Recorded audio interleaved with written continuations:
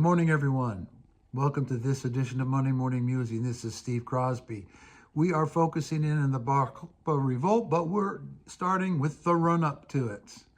And the run-up begins in the lifetime of our infant Lord, and that is with Herod the Great.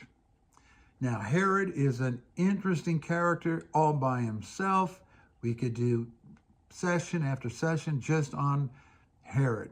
We're not going to do that. I'm just going to give you what I believe are some relevant highlights. Now, first, Herod, the Herod that we see in the biblical story, in the gospel narratives particularly, is a Herod late in life.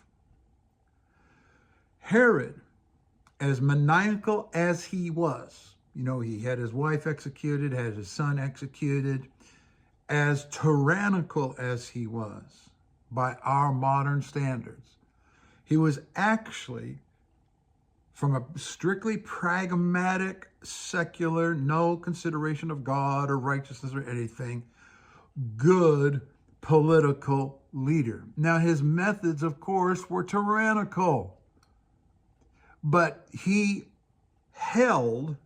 effectively held a very diverse population, pagan and Jewish, all Greek, Gentile, Roman, all the different variations of Judaism within Israel at the time, particularly within Jerusalem at the center.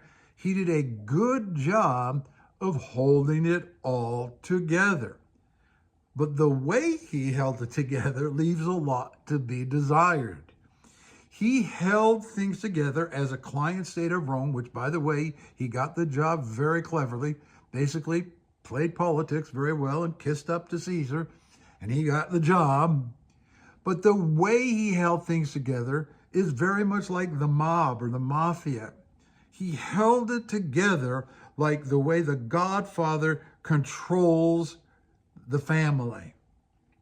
Every dark, devious way of managing humanity, he did it. Murder, extortion, bribery, you name it. Say what you will about tyrants, they keep a lid on things. And we have modern examples of this.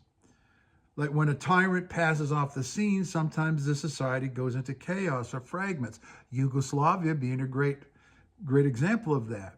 As long as Marshal Tito was alive, there was a Yugoslavia. When Marshal Tito died, there is no more Yugoslavia. There's Croatia and so forth. Fragments.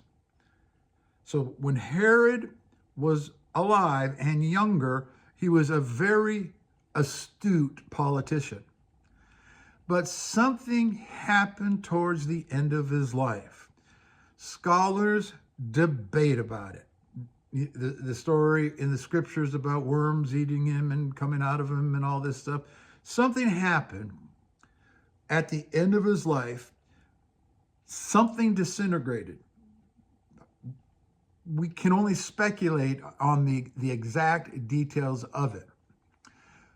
But he made decisions at the end of his life that a younger Herod would have never made because they were stupid, flat out stupid, flat out provocative. Now, at the time of this recording, it is post the 2024 election. And one of the things that they say here in the United States, one of the reasons why the Democratic Party lost, is because they insulted the people, the common folk. Well, that has a very similar correspondence to what Herod did at the end of his life. It seems that he lost his mind. He did things that he knew would provoke the Jewish population. Now, did he have a falling out with the cabal that was running the temple? We don't know. But we do know, with the perspective of history, it's like, what is wrong with you? And the thing that he did that lit the fuse that will be an atomic explosion by the time of the Bar Kochba revolt, is he decided to honor Caesar and build an eagle in the outer court of the temple. Now, how many of you know how Judaism feels about any kind of graven image, an image made with your hands? He knew that would be provocative. And in some of our other sessions, we've talked about how the Eucharist is an anti-imperialist meal. We've talked about the hostility between Rome and Judaism. And Herod just had to be smarter than that. But he did it. Well, a mob gathered, rips it down, and starts a rumor that Herod was dead. Oops. Just like unreliable social media. All that was missing was the technology. It's the same stuff. Humanity doesn't change, but by the transformative power of the risen Lord. So, based on the rumor that Herod is dead, this mob gathers and tears it down. Well, he wasn't dead. Well, guess what he did?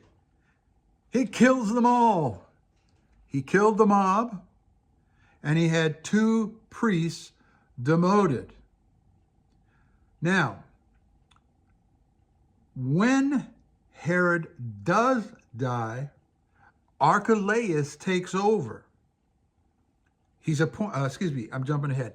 Herod appoints him as he's dying. He says, Archelaus, I want you to run things after I'm gone. But that decision can't be official unless it's approved by Rome. Well, what happens, as we know, that roughly 4 BC, he dies. And again, the terms of his death are arguable. And when he dies, the proverbial all hell breaks loose. That tyrannical power that was holding things together splinters. And we'll talk more about that the next time. See you next time.